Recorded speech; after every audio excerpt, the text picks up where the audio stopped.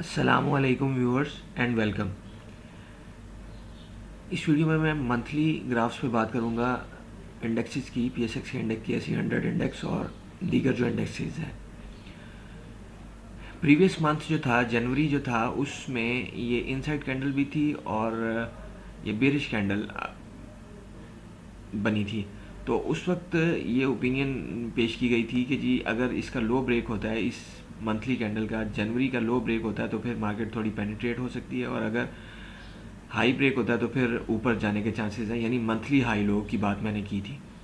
अब उसमें फिर ये लाइन उस वक्त की लगी हुई है कि अगर लो ब्रेक होता है 61,637 का लो ब्रेक होता है तो फिर टारगेट्स क्या होंगे। टारगेट्स ये जो एरिया था 58,500 या 59,000 का एरिया था, ये फिर सपोर्ट के तौर पे एक्ट कर सकता है। और फिर देखना में ऐसे ही आया कि उसी एरिया को मार्केट ने सपोर्ट लिया। अब गोइंग फॉरवर्ड, अब ये अगर किसी ने अपनी बियर्स को वहाँ पे कवर नहीं किया तो वो तो बुरी तरह से ट्रैप हो गया, क्योंकि मार्केट वहाँ से जो है वो 5,000 पॉइंट आलमोस्ट, बल्कि 6,000 पॉइंट जो है मार्केट वहाँ से बढ़ गई है। तो अब ये है कि अब ये 65,350 जो मल्टीपल टाइम रेजिस्टेंस रही वो, और फिर ऊपर जो है ये हिस्टोरिकल हाई 67,000 का जो है ये अब रेजिस्टेंस के तौर पे एक्ट कर सकते हैं। KSE30 की सिंगल कैंडल को हम जनवरी की देखें तो ये इन्वर्टेड हैमर था, लेकिन फिर साथ ये भी था कि ये जो है ये सपोर्ट एरिया में भी साथ मार्केट ये ब्रेकआउट लिया मार्केट ने। और फिर इसने जो सपोर्ट होती है, ये बेसिक कॉन्सेप्ट है, जो रेजिस्टेंस होती है उसमें सपोर्ट बनना होता है। ये दो टाइम पे रेजिस्टेंस थी और फिर ये यहाँ पे आके सपोर्ट बनी, और ये ब्रेकआउट भी है। ये ब्रेकआउट तो उसी वक्त हो गया था जब जनवरी में। तो इसके टारगेट्स जो हैं कि ऐसी अगर 30 की बात करें तो टारगेट्स जो हैं वो 26,000 और फिर उससे ऊपर वहाँ पे जाके कुछ स्टे करने की सूरत में, और फिर ऊपर 29,000 जो हिस्टोरिकल हाई है। दरमियान में ये कुछ रेजिस्टेंसेस आएंगी, लेकिन ज़ाहिर है वो जब मंथली बेस पे बात करते हैं तो फिर वो ये 23,000 भी इसका कि ऐसी 30 का जो रेजिस्टेंस के तौर पे एक्ट कर सकता है। लेकिन ये ब्रेकआउट फ़िलहाल हुआ इसका।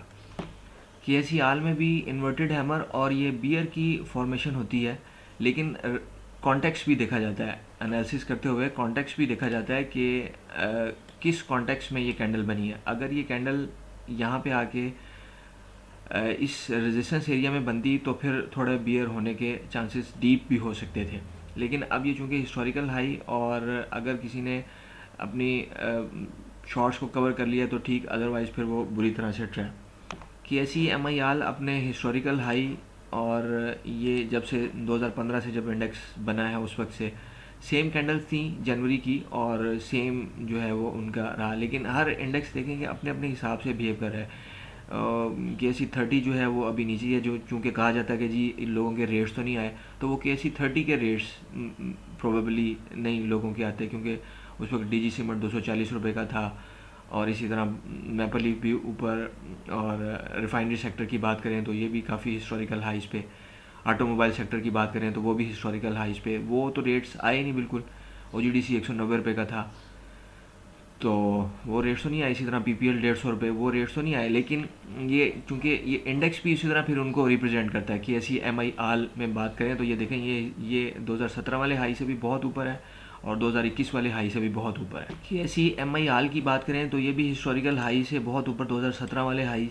ये चूँकि मंथली बेस पे बात हो रही है तो इस वजह से मंथ्स जो हैं वो पुराने, ये 2011 में जब इंडेक्स इंट्रोड्यूस करवाया गया था एक्सचेंज की तरफ से, तो उसके बाद से नया हाई इसने नवंबर 2023 में विटनेस कर दिया था, और उसके बाद से फिर कॉन्टीन्यूसली एक बियर्स को ट्रैप करने के बाद अपनी रैली को जारी रखते हुए, तो मंथली बेस पे तो ट्रेंड्स जो हैं वो बुल ही है, और दरमियान में करेक्शंस आती हैं तो वो करेक्शंस जो हैं वो फिर एब्जॉर्व हो जाती हैं। अच्छा, डेली बेस पे देखें तो ये सपोर्ट एरिया मैंने मेंशन किया था जो मंथली और वीकली में था, उधर से ही मार्केट ने लिया टर्न, और ये अब जो है ये ब्रेकआउट हुआ है।